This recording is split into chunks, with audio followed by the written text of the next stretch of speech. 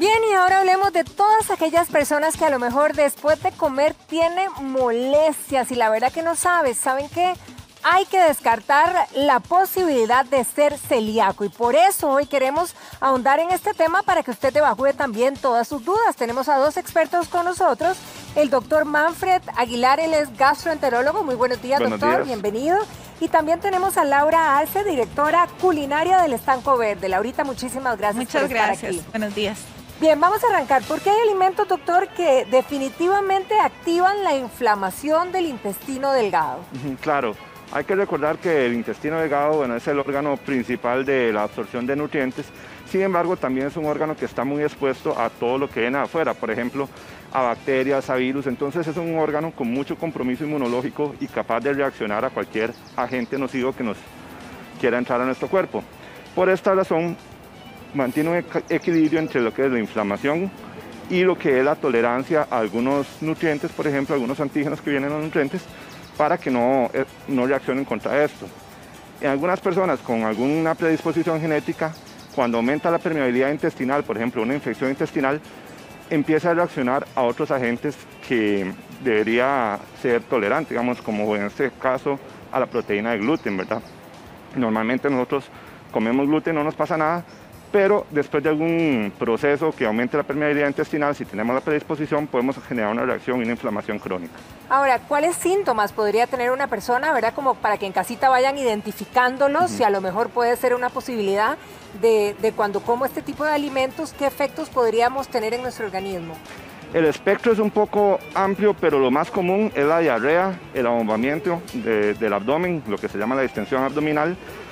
Muchas veces esta diarrea, si bien puede ser severa, a veces nada más simplemente consiste en un poquito de disminución en la consistencia de las deposiciones. Fatiga crónica es otro síntoma muy común y algunas personas los encontramos de forma sintomática, por ejemplo, por anemias, por deficiencias de vitaminas. Una persona joven con osteoporosis, que uno no esperaría en eso es por deficiencia de vitamina D, por problemas de absorción, e incluso en niños con algunos problemas para desaceleración del crecimiento, por ejemplo, pueden ser relacionados a esta enfermedad. Ok, vamos a seguir ahondando, pero vamos a repasar también los alimentos. Quizá primero los alimentos que no son aptos del todo para los celíacos. ¿Laura? Claro, todo aquello que tenga trigo, cebada, centeno, y lo podemos encontrar en muchas presentaciones, muchas veces en piezas de repostería que ya están elaboradas o en condimentos que ya vienen envasados, salsas que ya están preparadas, y ahí el llamado de atención es a leer las etiquetas y ser muy cuidadosos. Ahora, vamos a repasar ahora sí los alimentos que pudieran ser aptos, ¿verdad? Ahí veíamos los no aptos. ¿Qué tal? Aquí tenemos, por ejemplo, cuando hablabas de repostería. Sí, galletas que ya vienen empacadas, que tenemos que ser muy cuidadosos en revisar etiquetados, condimentos que ya son compuestos, la cebada, todo lo que tenga trigo, centeno, que se presenta mucho también en panes que son integrales, muy ricos en fibra, y también salsas que vengan embotelladas. Ok, todas las salsas que vienen embotelladas. ¿Qué es lo que deberíamos de revisar, digamos, en la etiqueta para estar tranquilos o para descartar? Deberíamos de revisar que diga que es gluten free, ¿verdad? O que no contiene trazos de gluten, ¿verdad? Trazos. Trazos, porque puede tener pocas cantidades, que ahora el doctor tal vez lo puede ampliar, que nos puede incluso causar daño si somos intolerantes. Doctor, si alguna persona que sea celíaca come, ¿verdad?, alguno de estos alimentos o muchos más de los que pudieran perjudicarle, así como los síntomas reiterativos más inmediatos, ¿cuáles serían? Distensión abdominal. Así, sentirme inflamadísima. Exactamente, la persona dice, me siento como si estuviera embarazada. Un abdomen muy distendido, muy abombado. ¿Es inmediato, doctor, o tiene que pasar un tiempo? Generalmente en los primeros minutos ya la persona empieza a sentirlo, y ya en forma crónica, pues ya cuando hay problemas de malabsorción, la diarrea, ¿verdad?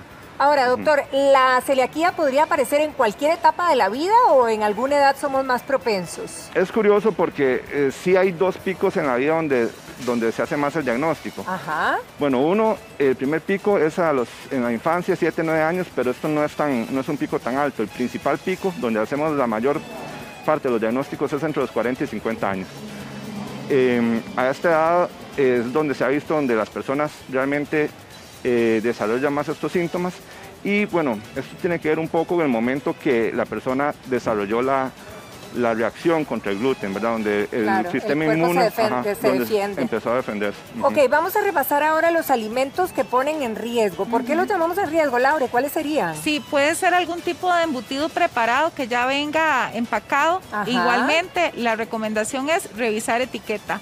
Algún tipo de carne o marisco que ya venga también preparado, preempanizado, precocinado, ¿verdad? Ahí más sería, digamos, por los aderezos o por las especias que por el embutido. Sí, o la por trazabilidad del embutido o de la carne, porque al estar mezclado con embutidos que pueden tener trazos de gluten y que para las otras personas no son perjudiciales, los que sí son celíacos se pueden ver afectados. Es que no es solamente que tenga el gluten, sino que pueda tener un trazo, ¿verdad? Correcto. Es tan delicado.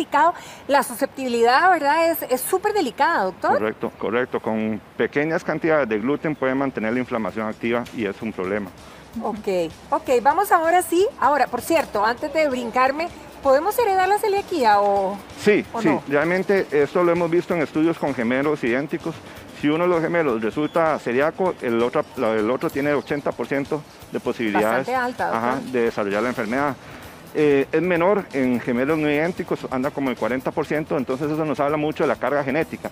Si bien ese 20% pues probablemente se deba a factores ambientales, pero es una combinación de ambos. Ahora, en estas personas que tienen la posibilidad de heredarlo, ¿hay posibilidad de revertirlo o de estancarlo? ¿O si sos celíaco y tenés lo propenso a hacerlo, va a desarrollarse? De momento no tenemos como algo que diga, con esto quitamos la enfermedad celíaca. Realmente tenemos que por ahora pegarnos a la dieta. Se han investigado varios tratamientos como para disminuir la permeabilidad intestinal y que esto no ocurra, pero realmente el gold estándar, el estándar de oro sigue siendo la dieta. La dieta, cuidarnos con los alimentos. Ahora sí, vamos con todos los alimentos que sí son aptos, Laura, que veo bastantes. Es. Bueno, mucho de lo que vendemos en el estanco verde. Harinas que son complementarias, como la harina de almendra, la harina de coco, la harina de maíz. Y mezclas preparadas gluten free que ya vienen listas para agilizar los procesos, digamos, de pastelería en las personas. O sea, en realidad podemos preparar de todo. Esto es lo que quiero que quede claro, ¿verdad? Porque mucha gente tiene temor y dice, bueno, si soy celíaco ahora no puedo comer nada. Así es. Nosotros tenemos una línea de pan de almendra. Esto es pan de harina de almendra. Como ustedes ven, se ve igual que cualquier otro pan. Hay tortillas, galletas y también los granos que son importantes. El arroz, los garbanzos, el maíz cascado. Claro, las palomitas que nos gustan tanto, ¿verdad? Las podemos preparar sin ningún problema. Las quinoas, los aceites, algunos. Las quinoas que son súper alimento, ¿verdad? Fuente de muchas cosas positivas para nosotros. El huevo no hay ningún problema. No, y los condimentos puros y naturales como el comino, la sal del Himalaya, las pimientas e incluso mezclas de condimento compuesto que están certificados sin gluten, como es el caso de condimentos mezcla de mi tierra, que es una versión sin gluten de una mezcla de sabores que nos gusta mucho a los ticos. Y el espagueti de palmito, que se llama espagueti por la forma que tiene, pero esto no contiene absolutamente ningún carbohidrato, ¿verdad? Es puro palmito, ¿verdad? Entonces eso nos va a ayudar a poder mantener un estilo de vida saludable y sin gluten. Y todas las infusiones, que también son nuestras aliadas en este tipo de alimentación. Todas las infusiones, los tecitos nos caen súper bien. Así es, mermeladas que tengan esa trazabilidad, que no contengan nada para espesarse, es decir, que sea la fruta solita, ¿verdad? O que se trabaje con algún suplemento de azúcar o con la misma azúcar. Los aceites como el aceite de coco, las carnes secas, eso sí, que no contengan salsas ni otros condimentos que contengan gluten. Ahí volvemos a revisar bien la etiqueta. Volvemos a revisar bien las etiquetas, el aceite de oliva y algunos preparados que ya son premezclas que facilitan también la elaboración en casa. El pollo o las carnes, especialmente que sean de pastoreo, es lo más recomendable, que son libres de antibióticos, vegetales frescos. Los calamares, todo eso lo podemos consumir sin ningún problema. Doctor, hay gente que reporta que el huevo es alérgico al huevo. ¿Esto tiene alguna relación con la celiaquía o del todo no? Son aparte. De hecho, las alergias propiamente funcionan con unos tipos de anticuerpos un poco diferentes a los de la enfermedad celíaca. Y el huevo, como descartado, se puede consumir sin ningún problema. Sí, ahora, si alguna persona, por ejemplo, con lo que hemos descrito, tiene alguna sospecha de que eventualmente pudiera ser celíaco, ¿cuál sería la recomendación? ¿Qué tipo de exámenes hay que hacerse para poder realmente estar seguro que sí o que no?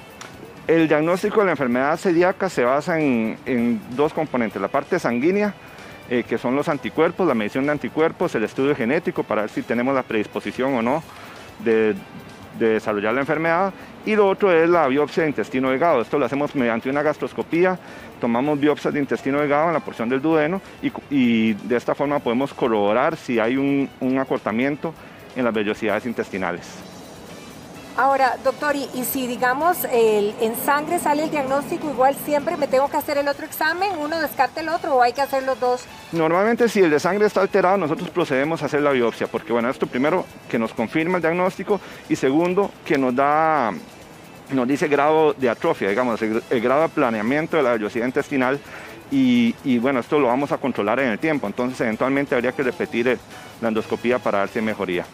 Ahora, en el momento de que se diagnostique de inmediato, ¿verdad? El primer paso básicamente es alimentación, ¿o hay otra cosa que hacer, doctor? Básicamente es alimentación. De hecho, nosotros recomendamos la valoración por un profesional en nutrición que tenga entrenamiento en enfermedad celíaca para que de una vez nos diga qué podemos ir comiendo. Desde la consulta de gastro, pues nosotros le vamos a decir qué cosas tiene que eliminar, pero lo ideal es que este paciente tenga un seguimiento nutricional para que se adecúen los requerimientos a una dieta libre de gluten. Que tenga una buena calidad, Exactamente. Digamos. Ahora, ¿qué pasa con el caso de los niños? ¿Se diagnostican niños a muy temprana edad, doctor? ¿Y el comportamiento de la celiaquía sería el mismo? Sí, a veces sí los diagnosticamos en enfermedades tempranas. Muchas veces, como le digo, hay un familiar que tenía enfermedad celíaca, ya el niño empieza con vómitos recurrentes, no viene ganando peso bien y ya hay una sospecha clínica, ¿verdad? Entonces, sí, a veces los encontramos en forma más temprana. Como le digo, es más frecuente por ahí a los 40, pero también los niños cada vez vamos viendo un poquito más. Y a veces antes no sospechábamos y hacíamos el diagnóstico ya años después, pero con alto índice de sospecha vamos diagnosticando personas más jóvenes. Ahora, doctor, en ese proceso de diagnóstico, ¿hay algún tipo de enfermedades con las que se puede confundir, verdad, en ese proceso de la celiaquía? Sí, claro que sí. Bueno, las personas con colon irritable van a decir, bueno, también muchas veces tienen diarrea, muchas veces tienen distensión. Las personas con sobrecrecimiento bacteriano del intestino delgado, hay un exceso de bacterias, producen mucho gas también. Entonces es muy fácil de confundir la intolerancia a la lactosa, ¿verdad? Claro. Que es sumamente frecuente. Entonces sí vale la pena descartarlo, porque además hay que tomar en cuenta que algunas enfermedades como, por ejemplo, el sobrecrecimiento bacteriano, también puede mejorar a veces quitando el gluten. A veces gente pregunta, bueno, tal vez si quitara yo el gluten, me doy cuenta si soy o no celíaco. Y puede que por un tiempo mejoren. Y la cosa es que si de verdad confirmamos el diagnóstico, tenemos que ser muy estrictos y muy apegados a la dieta. Mientras que no es lo mismo que una persona le caiga un poquito mal y lo quite por ocasiones, de ahí la importancia de realizar un adecuado diagnóstico. Bien, doctor Aguilar, muchísimas gracias. Laura, muchísimas gracias también por haber estado con nosotros. Es un tema tan importante y que puede ayudar en la salud a muchos allá en